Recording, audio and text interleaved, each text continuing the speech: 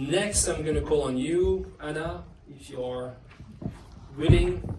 Short introduction as well. You are a senior lecturer at the University of Leeds. You focus on something that is quite unique, which is the interplay between competition law and corporate governance, if I may call it this way. You have a PhD from UCL, a search engine, an LLM from the University of Chicago, this one I know is true, and an LLB from the University of Athens in Greece. You are also affiliated with the Stigler Center and the UCL Center for Law, Economics and Society. Thank you, it's lovely to be here. It's lovely to listen to the presentations by other colleagues. I don't have slides, but I'll try to do my presentation a little bit live. Let's see how that goes. So, our assignment here was to think about certain questions that perhaps will help the younger audience to think about research in academia. So the first topic that I would like to cover is how I found my research voice in competition law and how someone else can do the same, and how to build a distinctive research agenda in competition law. So I had to do a little bit of self-reflection and go back into my own past to bring something that I can generalize upon. It is an interesting fact of my life that I did the scene of working in private practice before starting my PhD, but I have to say I'm immensely grateful that I did that. First, because after that the PhD seemed easy, and for those who have worked in practice know what I mean, because I really learned a lot, and maybe I didn't learn so much on points of law, but I learned how the real world works and how people work. And I think that's a very important skill for anything that you do in your life. So I would certainly advise people to work either in law practice or in industry and elsewhere outside academia, because it helps you gain perspective. For example, as poets or artists cannot create great art or write poems without having experience or being exposed to life. I think it's the same with scientists. You cannot really grasp and find a problem or find good solutions unless you're exposed to real-world problems. And why is this important? I think it's important to learn to appreciate those problems against the real setting, the real contextual, institutional, multidisciplinary setting, which is one of the other questions we'll be covering later. So if we start by observing the world and looking for actual contemporary problems, big challenges, then perhaps you will find something that is puzzling and yet to be resolved. And that makes you perhaps ask questions that someone else who is just in his desk then will not have thought about. So I think that's the first step. And then I would challenge, and thinking again of my own private experience, I think in a way we're asked to be in academia both of a specialist and a generalist. And what do I mean by that? We need to focus on concrete problems to solve upon. We need to frame those problems. And why is that important? I think it's important when we talk about distinctive research agenda to create a branding. For example, I work a lot on mergers, I work on common ownership. There's things that people I don't know sometimes meet me and say, oh, you're the common ownership person, or you're this, or you're that. So you already have a label going around you, and it could be annoying, but it could be also very useful. They invite you also to conferences sometimes, or to other kinds of things. Or they ask you to collaborate, because you're the expert in that area, so to say. At the same time, why I'm saying that you should be a generalist, drawing again from my own experience, I think it's useful to take always a step back and not focus only in that narrow area that you're working on, but use a range of methods and approaches. For example, in my own work, I use a lot of law and economics, political science now in my latest article, game theory, even terminology. I'm not a theorist at all. And that, I think, gives you an edge.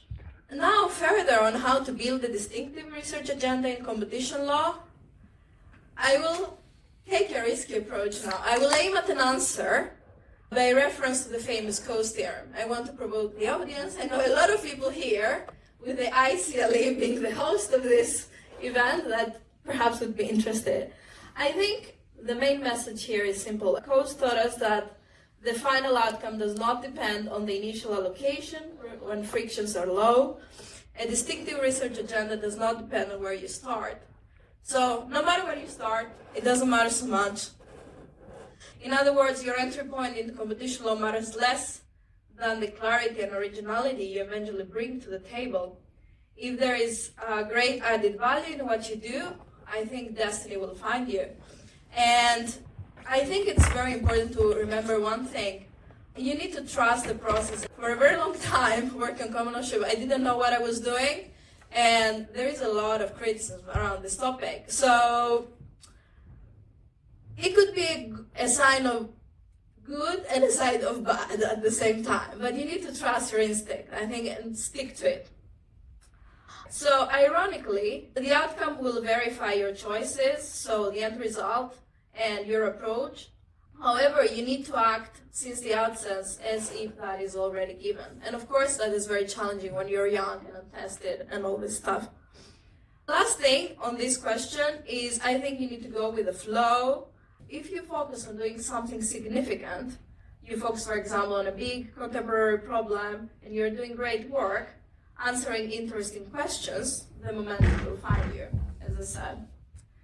So, moving to the second, I try to pick on questions that are a little bit interrelated. Okay, so the second topic I would like to discuss is about the role of failure and resilience in academic careers. I would say that if you have not failed, you have done nothing significant, and that is full stop.